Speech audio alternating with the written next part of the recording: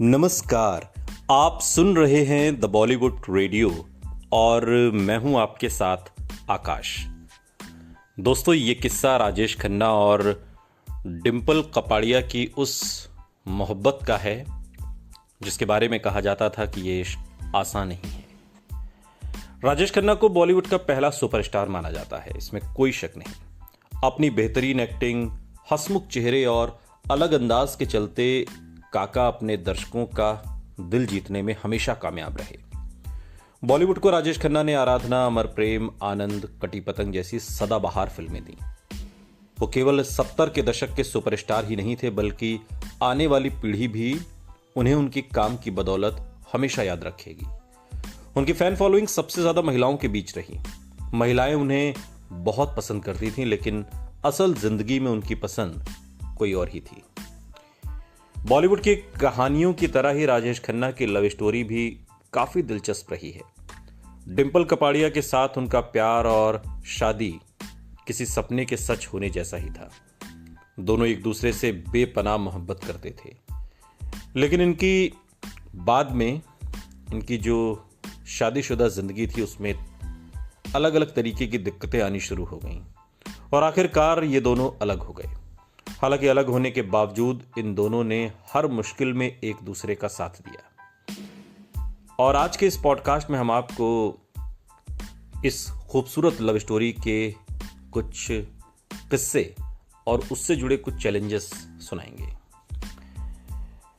जब राजेश खन्ना की स्टारडम अपने चरम पर थी, तब उनकी मुलाकात डिंपल कपाड़िया से हुई, जो उस दौरान अपनी टीनेज में थी। और पहली ही नजर में डिंपल कपाड़िया को काका अपना दिल दे बैठे।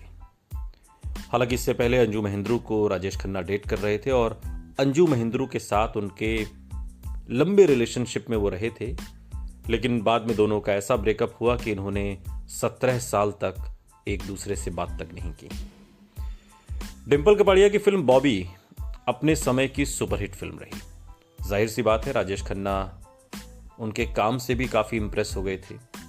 राजेश खन्ना तभी डिंपल को पसंद करने लगे थे, लेकिन उस वक्त डिंपल अपने बॉबी को स्टार ऋषि कपूर को डेट कर रही थी।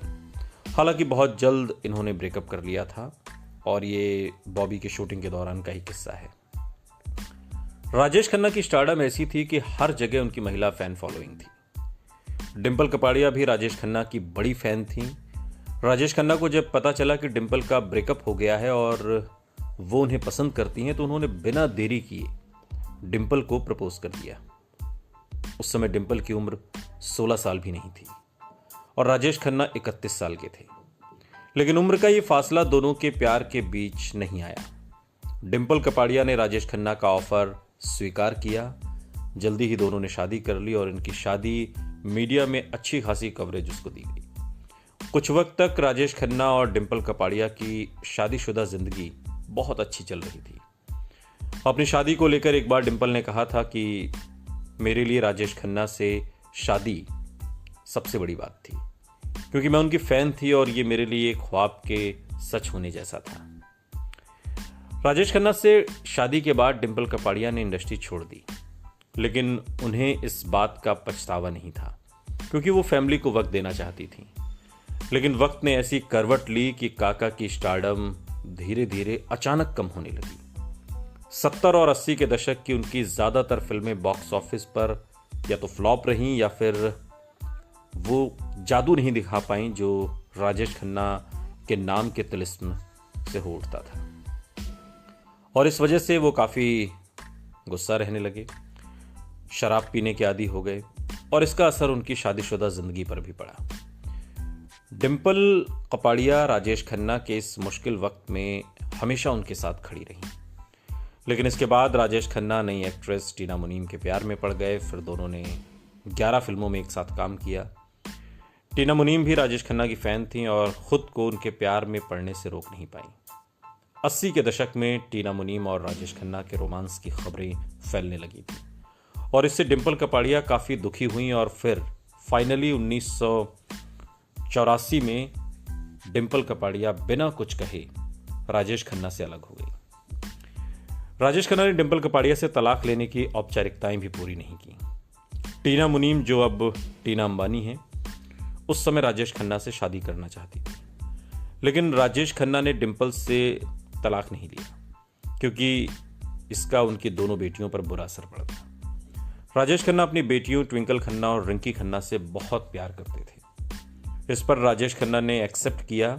मैंने अपने पिछले ब्रेकअप से उबरने के लिए डिंपल से शादी की थी और इसके बाद अपनी तकलीफों से लड़ने के लिए मैं टीना मुनीम के साथ रिलेशनशिप में रहा।